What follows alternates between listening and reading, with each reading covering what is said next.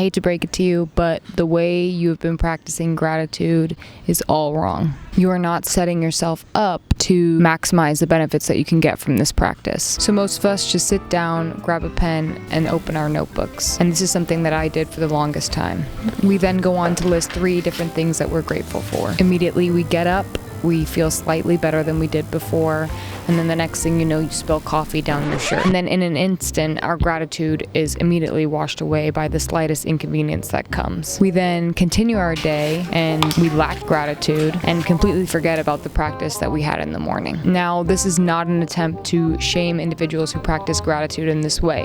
I did it this way for the longest time ever. And I'm sure there are a lot of people that actually can benefit from this practice and who actually see lasting impacts of their gratitude practice. Because at the end of the day, it is an attempt to remind yourself about how grateful that you are and should be. But do you personally feel like you are benefiting from this kind of gratitude practice? Or has it just become a kind of mindless routine for you? After years of gratitude practice and journaling, I realized that the only way to attract abundance and prosperity through my gratitude practice is by turning it into a lifestyle. And here's actually how I did that. So I guess the most important part of this gratitude practice is discovering how you can remain grateful even when you go through troubling times or even when you get distracted from your initial gratitude practice. How do we maintain that feeling of gratitude throughout the day so that we can attract the abundance that we want from this practice? I think we all have moments on earth where we forget about how beautiful it is. We lose the sense of awe that comes with being and existing on this earth. And that is okay. We all have those moments where we forget to enjoy every minute that comes to us. But whenever I do experience that awe that sometimes arises when I look at a leaf, I always think to myself, how can I make sure that I maintain this feeling throughout the day? How can I turn this into something that is long lasting rather than a fleeting moment that I have? And what I found was that that feeling can actually be maintained through a meaningful gratitude practice. One simple and obvious way that you can better your gratitude practice and start attracting what you want in life is simply by adding a why at the end of every point on your list. Add why you are grateful for that specific thing. Because at the end of the day, the greater that the gratitude practice affects you emotionally, the more you're actually going to start to feel that throughout the day. So the point is to really start to feel the emotions behind your gratitude list and not just write them down as a meaningless practice, but instead really engage with the feelings that arise when you think of these things that make you grateful. A mere list of what you are grateful for is taking away the most important aspect of a gratitude practice, which is to feel grateful. It's not just to list what you're grateful for, it's to deeply feel that gratitude within you. And why do you want this feeling of gratitude to last with you through the day? Well, it's really important because maintaining this feeling of gratitude throughout the day attracts more abundance into your life through what is known as the law of attraction. So for example, the more grateful you are in your life for your belongings, your relationships, etc., the more those things will actually appear in your life and the more you'll notice those things within your life. They will essentially become more abundant. And it's a popular saying, but what you focus your gratitude on will inherently grow. If you're grateful for your belongings, you will feel as though you have more belongings and thus attract more abundance into your life. Yet, oftentimes we find that a why just isn't sufficient. We still tend to lose that feeling of gratitude as the day progresses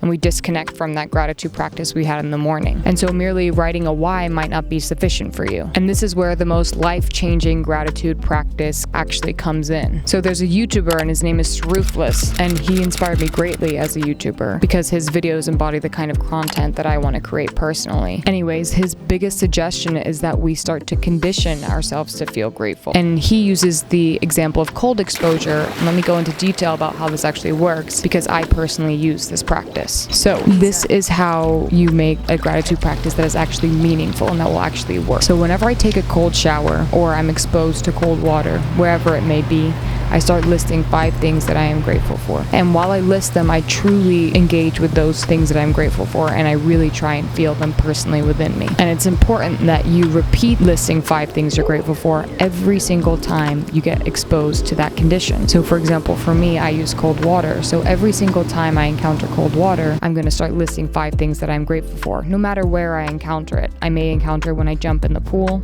when I take a cold shower, when I wash my hands in cold water, when I wash my face with cold water, when I'm in the rain.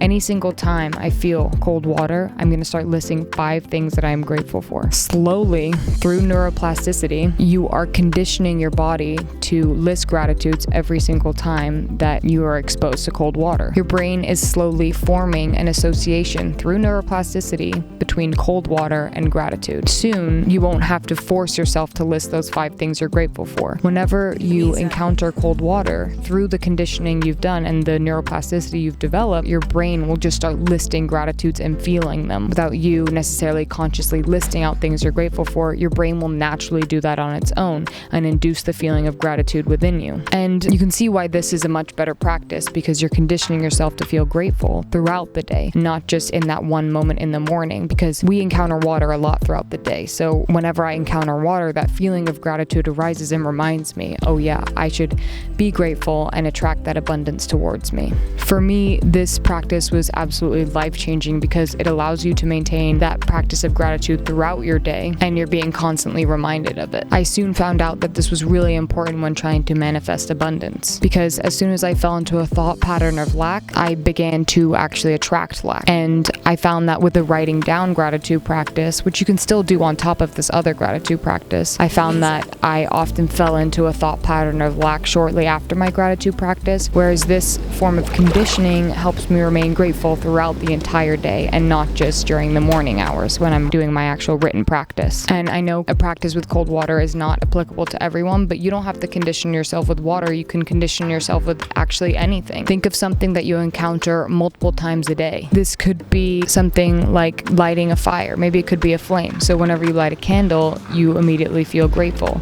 If you happen to encounter fire a lot throughout the day, or it could be a certain smell. It could also be a kind of action.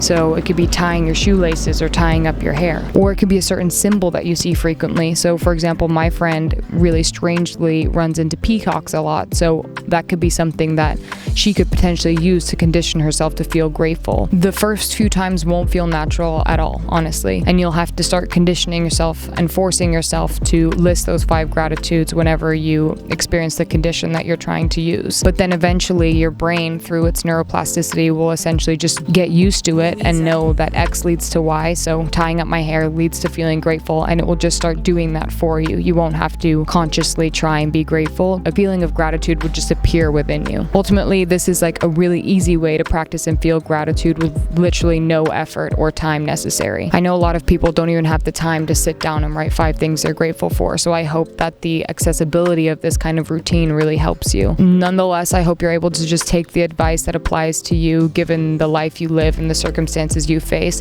and pick and choose what would work for you in your lifestyle, and hopefully it'll help you maintain a feeling of gratitude throughout your day. The good thing about gratitude is the more you practice it, the more your brain will be inclined to feel grateful, and therefore the more grateful you'll feel throughout your day. Okay, so I hope you all can use this technique to better your life and attract more abundance into your life. I personally am seeing endless benefits from implementing this practice. Overall, I'm less in the state of lack and more in the state of abundance, which inherently makes you happy. You're not always feeling like you want more, but you're content with what you have. I'm actually super grateful for everybody for watching this video. And how about everyone comment down below exactly what you are feeling grateful for right now? I think it's really important that we do this, so we create this kind of like energy portal of gratefulness in the comments, because I think everyone could be reminded of something they're grateful for right now. Anyways, I hope that you can implement this practice, and I'll catch you on the flippity flop.